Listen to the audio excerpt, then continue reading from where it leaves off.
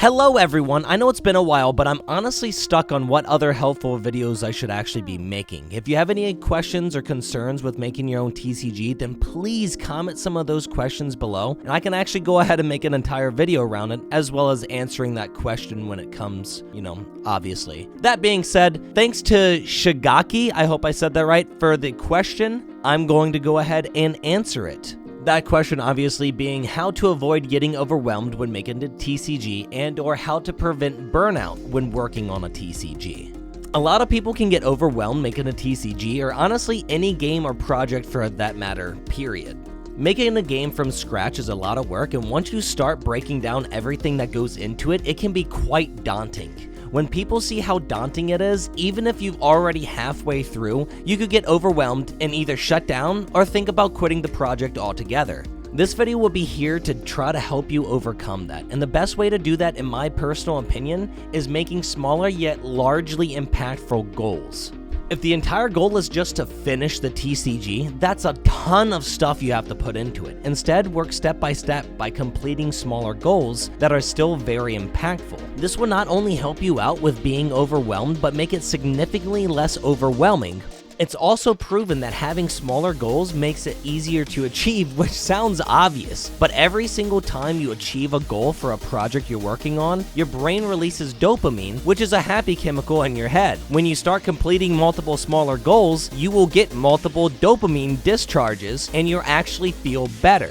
Not just that, but you'll also be more motivated to keep on going. This is training yourself to keep working on the game and relating game development with being happy, and thus you could even have cravings to sit down and work on your game without having to force yourself, which can also cut down on burnout significantly, as once again you get the happy chemicals to counteract the burnout. So let's go ahead and break this down. Instead of creating the entire TCG at once, let's try creating the base game mechanics. This will allow you to look into researching this single part of the TCG, as well as allows you to then make the next goal, flesh out the game mechanics. It's fairly easy to get the base game mechanics down, and after that you can then prioritize working on improving them, adding smaller secondary mechanics, etc. These two smaller steps are already better than creating the entire TCG at once, or even just get the mechanics made, which implies not just those two, but also a lot of other stuff that infinitely makes it more daunting. After that, you would normally look into creating the first starter deck, for example. However, if this is too large for you and a little overwhelming,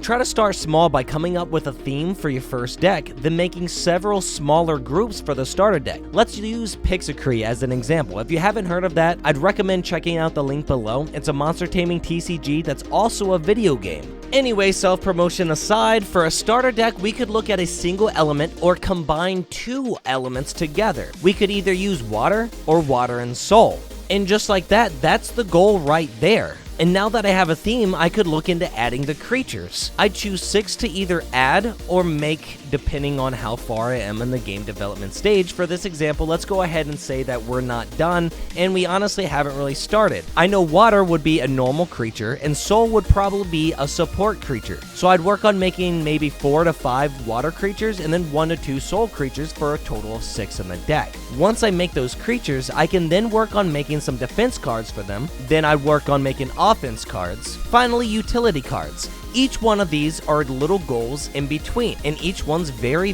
easy to complete. And reiterating, every time you complete one of these smaller goals, you get a dopamine discharge.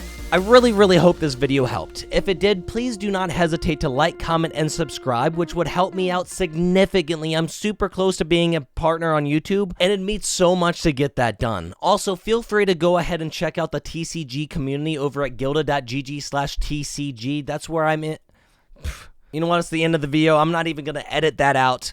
That's where I'm at mostly, so make sure to go ahead and check out gilda.gg/TCG. Anyway, thank y'all so much, and once again, I hope this helped.